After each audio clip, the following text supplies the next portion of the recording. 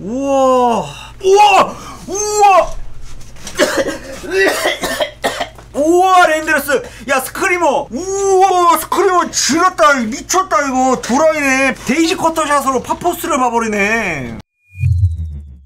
자 일단 전반이 이렇게 끝났습니다. 이거는 흥분을 하지 않을 수가 없는 전반전의 경기 양상이었고요. 내가 이게 뭘 본 거지 라는 생각이 들 정도로 오늘 말도 안 되는 퍼포먼스를 보여준 선수들이 몇 명이 있었습니다. 자 홀란드 같은 경우에는 일단 박스 안으로 볼이 많이 전달되지는 못했어요. 그래서 많은 터치를 하지 못했고 그로 인해서 어느 정도 답답했었는지 박스를 벗어난 채로 이제 센터 서클까지 내려와서 볼 운반에 기여를 해주려는 이런 움직임도 좋았습니다. 뭔가 공이 안 오면 밑에 내려와서 적극적으로 움직여서 엉킨 실타래를 좀 풀려는 노력을 해줄 필요가 어느 정도는 있는 거죠. 암만 프론트맨이다 하더라도. 그래서 이렇게 적극적으로 움직여주는 모습 좋았고 흔들고 다녀준 결과 이제 나중에 이제 득점까지 성공시킨 그런 모습을 연출해 줬어요. 역시 홀란드는 골을 넣으면 잘한 경기다라고 평가를 할 수 있는 부분인 겁니다. 그리고 오스카밤 이야기를 하면요, 이거를 어떻게 간단하게 설명을 해드려야 할지 모르겠을 정도로 그냥 도라이예요. 축구 도라이예요 진짜로. 돌았습니다. 뭐 침투에 스루패스, 호그볼, 포지셔닝 모든 게 완벽했어요. 만약에 평점을 줘야 된다라고 하면은 전반전에 대한 평점은 저는 오스카밥에 대해서 저는 10점을 줘도 모자라다. 12점, 15점 가능하다라면은 올 시즌 동안 줄 수 있는 모든 평점을 끌어다가 줘야 된다라고 생각이 들 정도로 정말 너무 좋은 퍼포먼스를 보여줬는데 여기에 드리블이 미쳤어요. 혼자 박스 안에서, 우리 박스 아니고 상대 박스 안에서 3명, 4명이 에어싸고 있는데 양발로 드리블을 계속 치는 거예요. 안 뺏겨요. 9초, 10초 정도 동안에 계속 드리블을 치는데 안 뺏깁니다. 이거 뭐 무슨 어른이 한 중학생들 데리고 축구를 하는 것과 같은 그런 모습이 연상될 정도로 그냥 가지고 놀았습니다. 그런 쇼맨십을 보여줄 정도로 이 선수는 드리블에 너무나 큰 탤런트를 갖고 있는 선수다라고 이제 말씀드릴 수 있을 것 같아요. 도쿠 같은 경우에는 일단은 아인누리의 지원이 좀 약간 부족했어요. 그리고 미드필더들이 전반적으로 오른쪽 공격에 좀 힘을 실어주는 그런 퍼포먼스를 보여줬었기 때문에 도쿠는 약간 고립된 모습이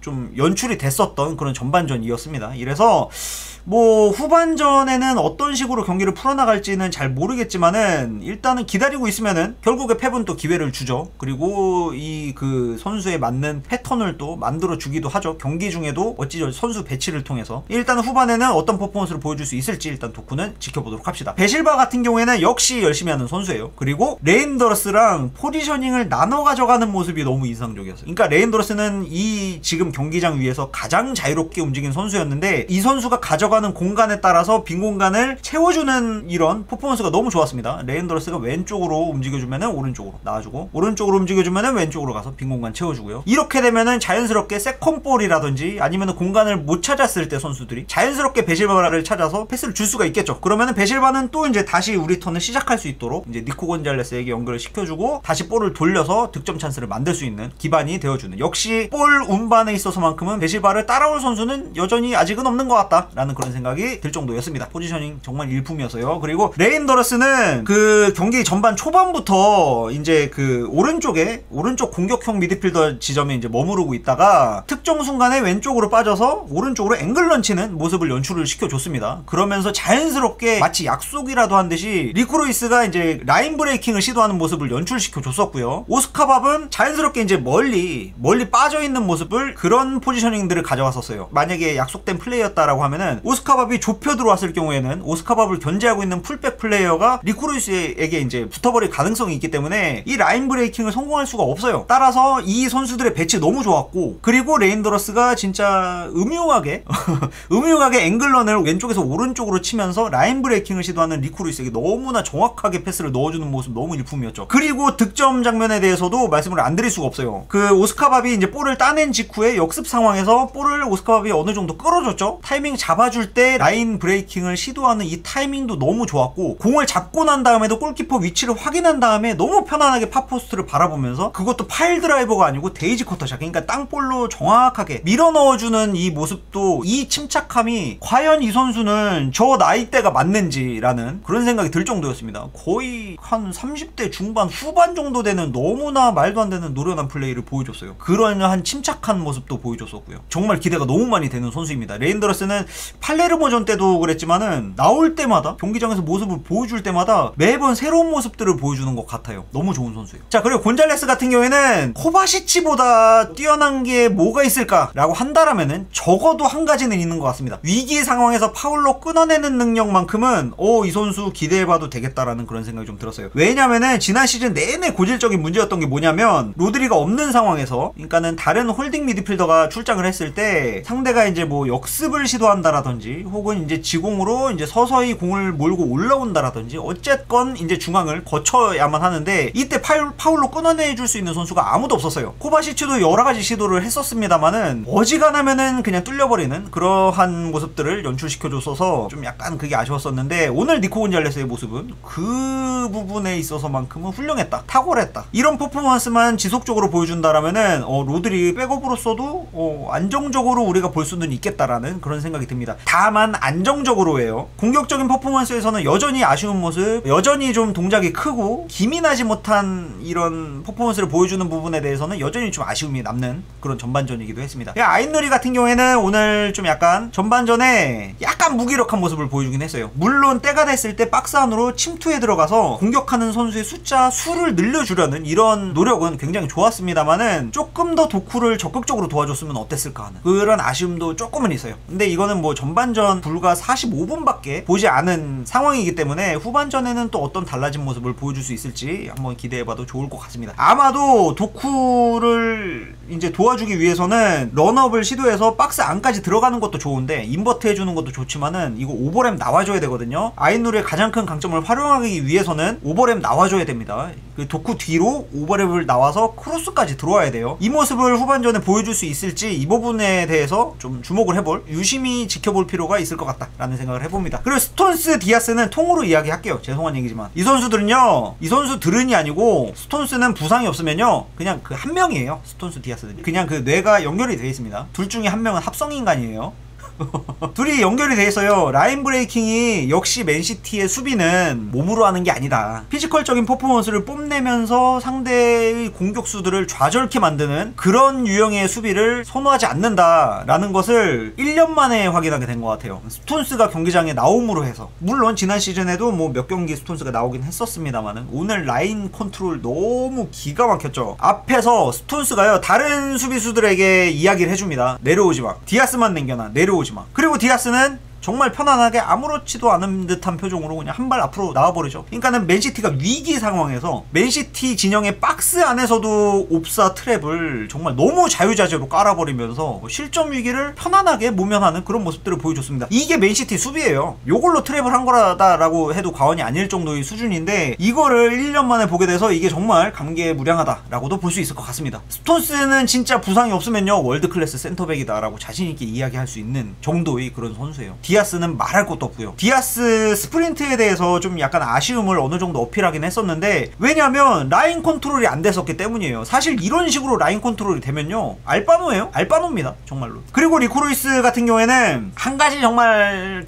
전반 초반에는 한 가지 아쉬웠던 게 오스카밥을 왜 적극적으로 도와주지 않을까. 혼자 지금 고립되어 있는 상황에서 어느 정도 좀 전진해서 오스카밥의 공을 받아주면 패턴 플레이가 또 나오거든요. 링크업이 나올 수 있는 여건이 될 텐데 이 선수 왜 안 도와줄까 라는 그런 궁금증이 좀 생기긴 했습니다만은 어느 정도 몸이 풀렸는지 전반 중반 정도부터는 이 선수가 적극적으로 이제 움직여주기 시작하면서 공격에 가담해주기 시작하면서 결국에는 적절한 라인 브레이킹을 통해서 레인더르스에게 공을 이어받는 걸 성공했고, 그리고 이 드리븐 크로스 회전을, 보통은 이 드리븐 크로스는 누구나 날릴 수가 있어요. 근데 보통은 회전을 횡으로 이렇게 많이 먹인단 말이에요. 이거 하수입니다. 하수들이나 이렇게 하는 거예요. 왜냐면 회전이 이렇게 많이 먹히면요 발 닿으면 그냥 날아가 버려요. 앞만 꼴면 바로 1m 앞에 있어도 위로 날아가 버려요. 공이 떠버릴 수밖에 없어요. 회전을 최대한 종으로 주려는 이런 노력 너무 좋았습니다. 이런 시도 너무 좋았고, 다행히도 횡으로가 아니고 짧은 순간에, 찰나의 순간에 드리븐 크로스로 올려주는데 회전을 거의 먹이지 않은 채로 홀란드에게 연결을 해줬고, 홀란드는 편안하게 골을 성공시킬 수가 있게 됐죠. 이것만 보더라도 리코 루이스의 이 패스 스킬도 무시할 수 있는 수준은 아니다 라는 것이고, 이 선수가 이제 조금만 더 성장을, 피지컬적으로 조금만 더 성숙된다라면은 보다 더 많은 것들을 기대할 수 있지 않을까라는 그런 기대도 어느 정도는 생기게 만드는 그런 전반이었습니다. 트래포드 트래포드는 키가 크고 팔이 긴 골키퍼는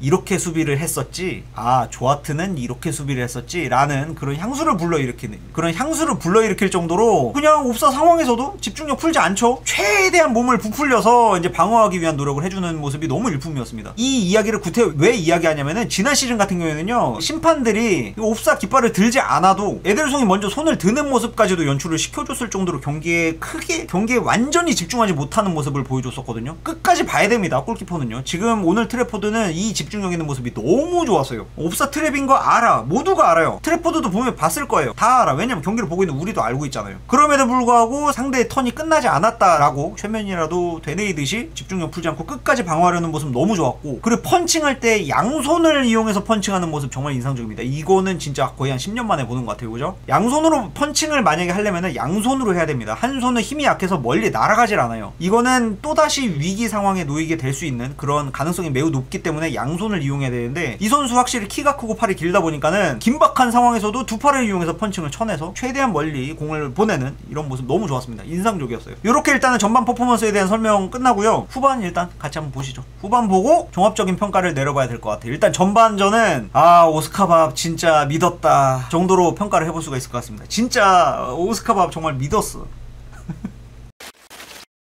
후반전이 이렇게 마무리가 되었습니다. 후반전 퍼포먼스에 대해서 이야기를 안 할 수가 없죠. 일단 홀란드 같은 경우에는 정말 기회가 적었어요. 식스하드 박스 안으로 공이 그렇게 많이 전달이 되지 않았음에도 불구하고 정말 간헐적인 기회를 잘 살려서 이제 두 번째 득점은 심지어 이제 그 홀란드의 시그니처라고도 할 수가 있죠. 팝포스트를 바라보는 이제 파일 드라이버를 낮게 찔러주는 이 샷 을 성공시키면서 이제 역시 홀란드는 홀란드다라는 거를 증명해준 그런 장면이 아니었나라는 생각을 해봅니다. 두 번째 골 장면에서의 그 홀란드 샷은요, 막아도 안 막혀요. 왜냐면은 굉장히 세게 때리기 때문에, 낮고 세게 때리기 때문에 막는 게 정말 생각보다 굉장히 까다롭습니다. 손 맞고 들어가는 경우가 굉장히 많은 편이거든요. 이래서 시그니처 무브가 지속적으로 나온다라면은 홀란드가 이번 시즌에 원래의 퍼포먼스를 회복할 수 있지 않을까라는 그런 기대도 한번 해볼 수가 있을 것 같습니다. 그리고 오스카밥 같은 경우에는요, 뭐 길게 이야기할 게 없습니다. 전반전에서의 퍼포먼스를 그대로 유지한 채 후반전에서도 상대의 측면을 완벽하게 털어줬죠. 정말 완벽하게요. 자주 말씀드리는 포인트이긴 합니다만은 이 선수는 오른발을 잘 쓰는 선수가 아니에요. 양발 플레이어예요. 팀의 세 번째 득점을 성공시켰을 때 원터치로 상대 수비를 쪼개버리는 그 레인도레스와의 이 패스 무브가 너무 훌륭했죠. 오른발로 원터치로 쪼개버리니까 상대 수비수들 같은 경우에도 일단 이에 대한 뭐 준비도 되지 못했고 예상치도 못했었기 때문에 아무런 대응을 하지 못했죠. 그리고 레인도레스는 아주 편안하게 홀란드에게 연결을 시켜줬고요. 이래서 오스카밥이 오늘 경기만큼의 퍼포먼스만 보여준다라고 하면은 사실은 사비뉴 대체자도 굳이 영입을 해야 되나라는 그런 생각이, 그런 위험한 생각이 좀 들 정도로 오스카밥 뽕에 차오르게 만드는 그런 경기력이었다라고 볼 수 있을 것 같습니다. 그러니까 지난 시즌에도 맨시티 선수들이 라이트백의 주전은 오스카밥이다라고 자신있게 선수들이 이야기를 했었던 게 다 이유가 있었던 거다라고도 이제 볼 수 있는 거죠. 왜냐면 펩이 이 선수를 너무나 사랑하는 게 보인다. 이래서 선수들 모두는 오스카밥이 라이트 윙 포워드의 주전일 거다라고 생각을 했다. 그런데 이제 아쉽게 부상을 당해서 경기에 많이 나오지 못했는데 차기 시즌에는 많이 나오게 될 거다 라는 인터뷰들을 심심치 않게 많이 볼 수가 있었는데, 그런 평가들을 증명이라도 하듯이 오스카밥 오늘은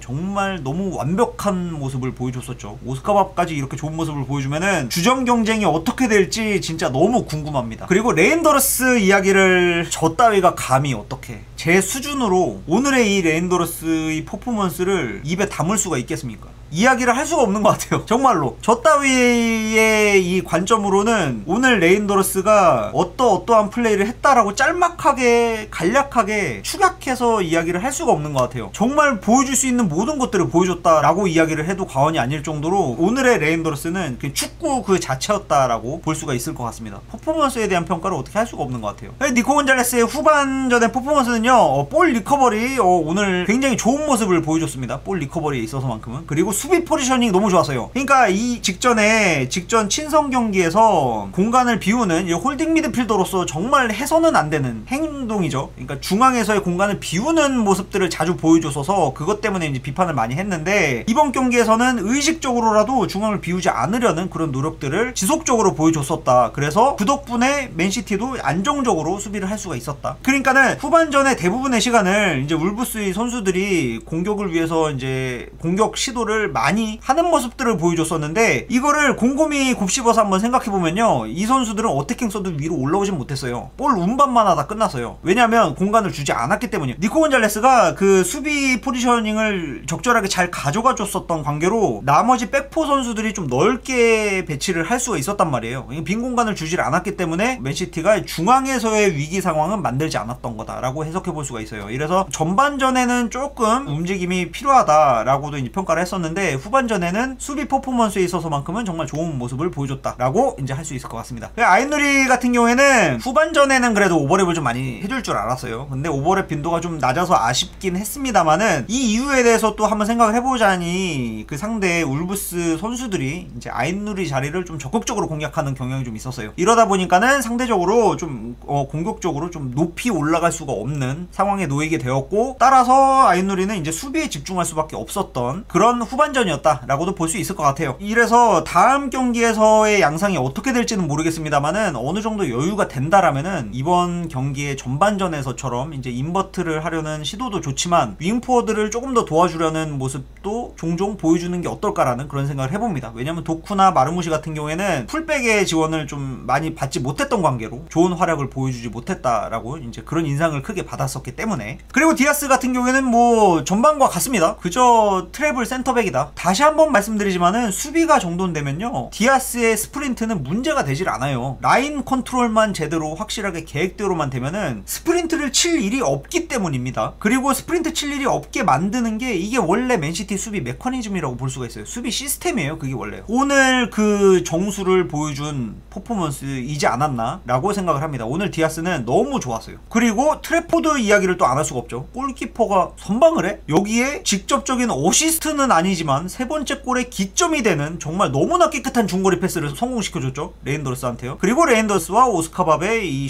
차력 쇼로 인해서 나중에 홀란드의 이 그 훌륭한 굉장히 멋진 골로 이제 마무리를 지을 수가 있었고요. 오늘 트래포드의 활약은 정말 만족스러웠습니다. 이 정도의 퍼포먼스를 시즌 내내 유지만 해줄 수 있다라면은 구태여 우리가 골키퍼의 추가적인 영입이 필요할까라는 그런 생각도 조심스럽게, 아주 조심스럽게, 요만큼, 형님들 오해하지 마세요. 요만큼은 해볼 수 있지 않을까라는 생각을 해볼 수가 있을 것 같습니다. 그리고 누네스는 교체 출장을 했는데 루이스를 대신해서 이제 후반에 나오게 됐죠. 그런데 이제 수비 집중력은 여전히 좀 필요할 것 같다라는 생각을 해봅니다. 그 지난 시즌에 그 안일한 패스로 인해서 실점으로 이어진 경우가 굉장히 많았잖아요. 그런 장면이 이번 경기에서도 한 차례 연출을 해줬습니다. 한 차례라는 게 중요해요. 수비수들은 한 번의 실수가 실점으로 이어지기 때문에 집중력 정말 필요합니다. 그래서 집중력을 조금 더 좀 키워주면 좋지 않을까라는, 좀 약간 아쉬웠다라는 말씀을 좀 들어볼 수가 있을 것 같고요. 그리고 셰르키는 경기 중간에 투입이 됐는데 펄스9으로 오늘 경기를 소화하게 됐어요. 그리고 상대 다리 사이로 팝포스트 궤적의 샷을 시도하면서 골키퍼가 반응을 전혀 할 수 없게 만들었죠. 반응이 정말 너무 늦어졌었죠. 그로 인해서 시야가 완전히 가려졌던 관계로 그게 깔끔하게 득점으로 이어지게 됐고요. 이 선수가 패스 센스만 좋은 선수가 아니고 이렇게 슈팅 스킬도 좋은 선수이구나 라는 거를 다시 한번 확인시켜주는 그런 장면이지 않았나 라는 생각을 좀 해볼 수가 있을 것 같습니다. 셰르키마저도 이런 득점력을 보여주면요, 마르무시 참 좀 약간 조급해지지 않을까라는 그런 생각도 좀 해보게 될 것 같기도 합니다. 오늘 역할도 약간 오늘 마르무시에게도 조금 가혹하기는 했어요. 왜냐면 측면 뒤에 있는 뭐 풀백에게도 지원을 제대로 받지도 못했고, 중원에 있었던 미드필더 본인을 도와줘야만 했던 오라일리 같은 경우에도 사실은 막 그렇게 썩 공격 작업에 있어서 좋은 기여를 해주지는 못했었기 때문에 마르무시는 이제 공을 잡은 상황에서 이제 고립되는 모습들을 계속해서 보여줬었죠. 생각대로 경기가 풀려나가지는 않았습니다. 물론 이제 아쉽게도 페널티킥을 얻어내는 데에는 실패했지만은 한 가지 중요한 포인트는 날카로운 모습이 없었던 거는 아니다라는 거예요. 상대가 파울로 끊지만 않았었다라면은 득점 기회를 잡을 수도 있었다라는 거고, 오늘의 마르무시는 운이 안 좋았다 정도로 해석을 해봐도 될 것 같습니다. 후선 오픈 같은 경우에는 그냥 딱 그건 것 같아요. 스톤스가 부상당하기 이전에 스톤스에게 스톤스 플레이를 많이 배웠으면 좋겠다 라고 생각을 합니다. 현재까지는 스톤스가 부상이 없다라면은 디아스의 가장 훌륭한 파트너는 스톤스다라고도 할 수 있는 부분이잖아요. 그렇기 때문에 지금 이 장면이 귀할 수도 있어요. 디아스 스톤스가 함께 경기장 위에서 경기를 소화하는 모습이 오늘의 경기가 역사 속으로 전설로 남겨질 수도 있기 때문에 후선 오픈은 오늘의 경기를 자주 곱씹으면서 스톤스가 이렇게 플레이 했다라는 거를, 좋은 플레이들을 눈에 많이 익혀놓고 많이 배워나갔으면 좋겠다 생각을 해봅니다. 그리고 뭐 오랄리 같은 경우에는 무언가 보여주기에는 다른 미드필더들이 너무 잘했죠. 공이 뭐 오랄리에게도 많이 오지 않았던 것도 있긴 하지만서도 뭐 무언가를 보여주기에는 시간이 좀 부족했다. 다음 경기에서는 조금 더 많은 터치를 좀 했으면 좋겠다라는 그런 이제 생각을 해보면서 존후반 평가는 마무리하겠습니다. 감사합니다.